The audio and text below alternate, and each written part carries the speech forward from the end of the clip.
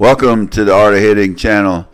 Today we got another little short on the interview that Dan Carlson did with Ed Rose, talking about when he started softball back in 1966.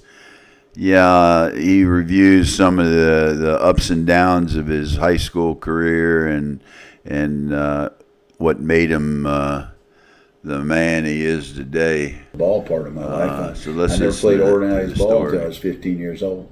So I never played So little league. let's slide into that. I mean, it's like that was 1966, right? Did they have senior? No. I came to Florida in 1961. 61. I was 15 years old. 1961. And when did you start playing softball? Well, I went through high school I graduated in 65. After I graduated 65, June of 65, probably started playing later that year, a local guy. I played semi-pro baseball with the African-American team in Brevard. It's called the Melbourne Braves. And, I was playing softball at the same time. And basically, I got struck out one time, I think, by a 16 or 17-year-old. Not one time. I got struck out 3 times in one game, and it was hot as heck, and they had a wool uniform for me, and I was getting like 2 plays or something in the outfield a game. Yeah. And I'm playing softball. I get a play. I get 5, 7, 8 plays, and the game went fast, and I hit a lot better in softball. But I was a great hitter. I just lost it, man, and it was time to retire and go into softball, and I just started playing softball. What kind of senior bat did they have back then in the 60s? Man, senior didn't play, dude. You seniors, when you're, I remember a guy was 40. We thought, gee, that old man is playing out here. What the hey? Yeah, they had nothing like that. And we used wood bats, man. Wood bats. Wood bats. Yeah, you try to swing a wood bat nowadays. Woo. Man, I don't know. Yeah, but we had different balls. It's all a game with the manufacturers. Hotter balls, deader bats. Hotter bats, deader balls. Yeah. I'm going to cough a little bit because I've had that lung surgery 60 days ago, and I still got a cough that I can't retain or reframe. Was it reframe? Yeah. I can't stop it. It's like a tickle in your throat. Now, I mean, I'm going to say this to the folks who are interested. I mean, in watching you since the surgery, you seem to be very like your normal self. A little less wind, would you say? A lot less wind, a lot less energy, and yeah, I may seem like myself, but I'm still. It kind of got worse. It's kind of like I was out there at 16 days after the operation, swinging balls, hitting it really good. Yeah, you were. And then I went into but I always do is swing the balls and hitting. It's a whole nother thing to go out there and play the game and run and do that. But yeah, I still got good recovery. I'm working on it, but it's a long way back. They could go in there and take out 20% of your loan. Yeah, absolutely. So you start playing softball. When you started playing softball, did you give up on baseball? Like, was there a moment were you doing both a little bit? No, I just said I'm done baseball. Forget that. Too much, Look, I wasn't going to make the majors. My high school coach said I could make the major leagues. Well, I think he was being too kind. I had a real good jump on the ball, but I wasn't fast, and I was an outfielder. Had an okay arm. I didn't have Roberto Clemente arm or anything. So yeah, I wasn't going anywhere. And I didn't. I went to work. I got a top-notch job at the Cape. And the one story I didn't tell about, my personality and what developed me, and I think it all, came down to when I look back, and I realized that when I was a junior, I got told to leave prior to graduation, and I went home because I had gotten some trouble. I won't go into that. But when I got home, my mother said that you're not going back to that school. You're going to go to some religious school in Pennsylvania. And I said, no. I'm turning 18 the 14th of June, which I got home early June or late May, one or the other. I can't remember. But I said, I'm leaving home. I'm 18. I can do what I want. So, I don't remember if she offered it, but it was just like, hey, I'm leaving.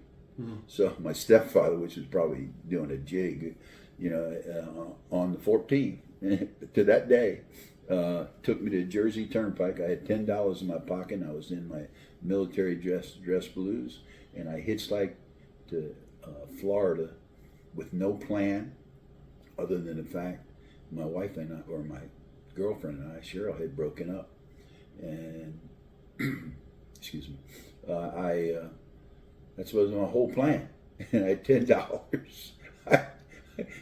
When I look back on it, I just can't believe it. And look, I could write 3 books on my travel in 24 hours. The things that happened to me. I've heard some of those. Pretty Yeah, wild. told you It's some of pretty the wild. stories. I think the cool part of that story though was when you were on the bridge. What happened when you land? You get to Florida and you're walking. What then? Yeah. Well, it happened after I got here. When I got here, I was here, and I had. I guess I had somewhat of a plan. I don't remember specifically. As far as I had a buddy that I went to school with, who was a year ahead of me, Eddie Dehart, who had a house on the Melbourne beach. He was well they were well heeled, and house on the beach. Like right now, it's guys, people with money, and I was living the life of Raleigh in some context. We're over there, and there were kids, and we're out on the beach. That's why I spent too much time on the beach with all this sun damage I got. So this one day I was hitchhiking across. I'd been there maybe a week. I was hitchhiking across the Melbourne Causeway, and someone pulls over, and I run up to the car. It was my wife's mother. Wow. And she said, "What are you doing?" And then the conversation led to, "Hey, how about coming to dinner?" I told her what my plan was, is I'd come back here and I'm going to go to Melbourne High School. I'm not going back to Florida Air Academy, I'm going to Melbourne High School. And she said, "Why don't you come over and have dinner with us?" Well, to make a long story short, went over, had dinner, and Cheryl was going away to college. So she said, "Why don't you come and stay with my son, Mike?" And that's what I did. I moved in. She didn't have to ask me twice. and she was a big help in my life, tremendous, because she ended up giving me my first job, and then she got me the job because her next door neighbor, who I became friends with too, was a guy named Bob Ely, who was the personnel director of North American Rockwell. Wow. So that's how I got my first job. But that was pretty amazing that, and it's got to be divine guidance that she picked me up hitchhiking across. There was no plan, but it just kind of worked out. And today, I mean, when I look back, I would never go anywhere without a plan and a lot of money in my pocket. And that's just the value of youth. But again, we're going to talk about it towards the end here, I think, when we talk about the Actor Factor book. You got to take charge of your life. And that's what I did. And I didn't consciously know I was doing that. I was just reacting. I don't know if it's the genes from my birth father, who I never met and kind of know from Ancestry.com. I do know he was in the military and he was an officer. So that kind of I think there's a lot to be said about your genes.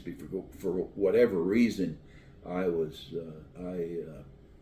what's the word? I flourished in a military environment, and that became, when I got all that fine tuning, all that discipline in that military school, I changed, and it took me through my life. That basic. I think that the kids are families are missing the point if they don't send their kids to the military. I don't want to get into what's going on now with all this stuff. We need to be harder as a culture. I mean, we need to be tougher. Yeah, everybody gets, I got to get my safe space. Dude, I never had no damn safe space. I had to deal with the stuff I had to deal with. And I probably went through 6 court martials. 6 court martials. Good Lord. In military school. One time they had you know, to keep me in school, the colonel had to be creative. They didn't have the bull ring, and they created the bull ring. This because I got court martial on Friday, and then I think on Sunday I got court martial again. I don't know, it may be, but they truly. I didn't take it as an honor, but I look back on it and I said, "That's interesting." At least you got to see that through. I mean, there could be circumstances where two court martials like that, when that. Well, I think I could have thrown me out. It Yeah. would have changed my whole life. That's why I say Colonel Dwight. He was my mentor. He was my savior, and he taught me one of the basic lessons of life. And it was what he said to me. He said, "Ed, life is like a cafeteria line. You can get anything you want. You just got to get up and get it and pay the price." When you think about that, that's pretty much what life's about. I like that a lot. Yeah. That's good. Yeah. That's good. Let's circle back to softball. Well, you got a little glimpse in the inside of my career in softball, when it started, and how I got where I am today. The full episode will be out in January sometime. Get the time, go to Spotify and listen to The Dugout. And listen, hey, hit subscribe here. Let's try to get this up to 1,000. We're heading there. Hopefully by the end of the month we'll be at 900. So help us out. Be kind. Hit the subscribe button. Thanks.